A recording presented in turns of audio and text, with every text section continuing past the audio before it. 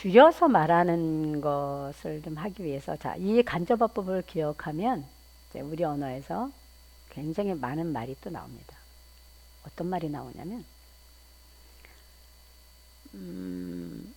우리가 다른 사람이 말한 거를 들었는데 그 말을 다시 되묻고 싶을 때 우리는 제가 아까 말씀드렸던 명사이라고 해요.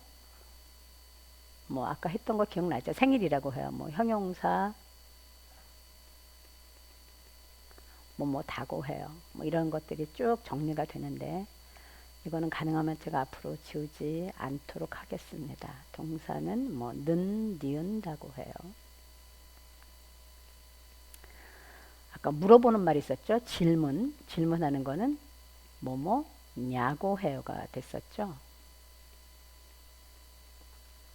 같이 합시다. 뭐뭐 합시다는 자고 해요가 되고요. 명령은 으라고 해요가 됐어요. 자, 이 형태는 여러분들이 잘 기억했으면 좋겠고요. 가능하면 제가 지우지 않겠습니다. 자, 그런데 다른 사람이 말한 것을 하면 우리가 되물을 때가 있다고요. 그러면 뭐냐면, 오늘 제 생일이에요.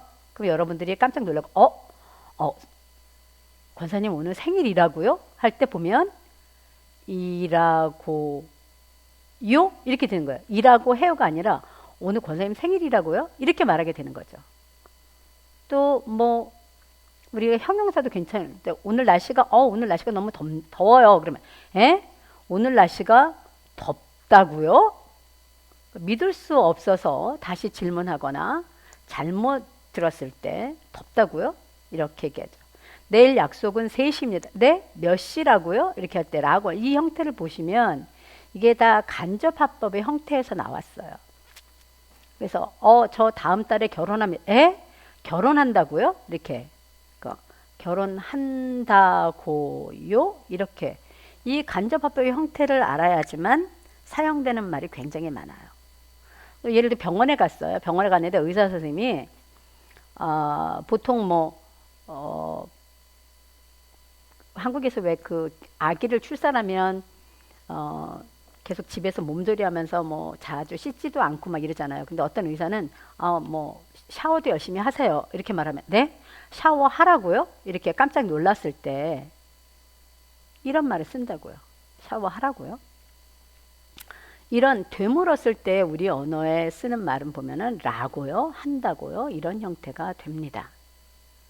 자, 그 다음에 또 하나 아주 특별한 게 있는데 어떤 사람이 말을 했는데 그 말이 사실이 아니다, 그렇지 않다라고 얘기할 때 우리말에 또 이런 게 있습니다. 저기 실례지만 선생님 당신의 직업은 의사인가요? 라고 말하면 의사입니까? 이렇게 물어.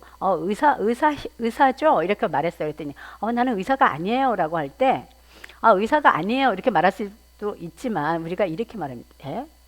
의사라니요. 전혀 아닙니다. 라는 말로 의사라니요. 라고 말을 해요. 근데 여기에도 보면 이 형태가 간접화법이에요.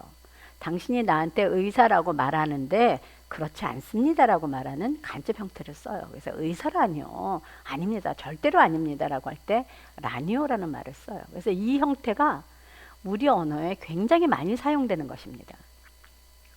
자, 이런 것도 있죠. 저기 혹시 지금 오늘 밖에 날씨가 덥나요? 라고 물어보잖아요. 오늘 밖에 날씨가 더워요? 이렇게 덥다니요. 절대 아니죠. 지금 영하 마이너스 17도인데 덥다니요. 더울 수가 없는 거죠. 그래서 덥다니요. 이렇게 말 안 한다는 거죠. 그래서 이 형태도 보시면 다 간접화법에서 왔습니다. 그래서 그 앞에 있는 말을 할 때 그거를 부정할 때 우리말에서는 이렇게도 연결이 됩니다. 자, 제가 요거는 잠깐 지우면서 계속 하도록 하겠습니다. 이뿐만이 아니에요. 우리가 또 하나 굉장히 어려운 게 여러분들 제가 지난번에 여러분들한테 설명을 할 때 우리 언어의 명사를 꾸며주는, 우리가 보통 수식한다라는 말을 하는데 명사를 수식하는 거에 대해서 설명하면서 제가 사과를 그렸는데 기억하시나요? 그러면 사과를 제가 그때 그리면서 말씀을 드렸어요. 뭐 작은 사과, 큰 사과, 그리고 지금 이렇게 먹는 사과, 지금 먹고 있고, 아니면 이제 다 먹어서 쓰레기통에 버린 사과, 그리고 내일 먹을 사과, 이런 거 설명드렸던 거 혹시 기억하시나요? 자, 이거는 똑같은 사과를 수식하는 말입니다. 그런데 이렇게 단순한 사과를 수식하는 건 좀 쉬워요. 작은 사과, 큰 사과는 좀 쉬운데, 우리가 이런 거 있죠. 나는 어제 영화를 봤어. 근데 영화를 봤는데 영화가, 자, 좋은 영화를 봤다. 이거는 제가 지난번에 설명드렸던 사과를 이용해서 설명하는 말과 같은 겁니다. 좋은 영화, 뭐 나쁜 영화. 아이들한테는 나쁜 영화를 보여주면 안 된다, 이렇게 얘기하시겠죠. 그런데 우리는 가끔 이거를 인용해서 말하는 게 있습니다. 뭐라 그럴까요? 예를 들면 우리 유명한 전 세계적으로 유명해졌던 기생충이라는 영화를 한번 생각해 봅시다. 그러면 나는 어제 영화를 봤어. 무슨 영화 봤어? 그러면 어떻게 될까요? 기생충 영화 봤어. 이렇게 말하면 좀 이상하죠. 기생충 영화. 좀 이상하지 않나요?